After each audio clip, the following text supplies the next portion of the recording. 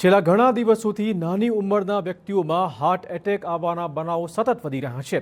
લગ્નમાં નાચતી વખતે, ક્રિકેટ રમતી વખતે, વાહન ચલાવતી વખતે કે પછી જીમમાં કસરત કરતી વખતે હાર્ટ એટેક આવવાની સાથે સ્થળ પર જ મૃત્યુના કિસ્સા વધ્યા છે। ત્યારે હાલ જામનગરથી પણ આવી જ એક ઘટના સામે આવી છે, જ્યાં જાણીતા તબીબને હાર્ટ એટેક આવતા તેમનું અવસાન થઈ ગયું છે।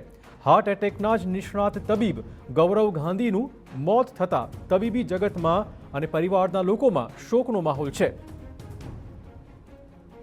હૃદયરોગના નિષ્ણાત ડોક્ટરનું હૃદયરોગના કારણે અવસાન થયું છે।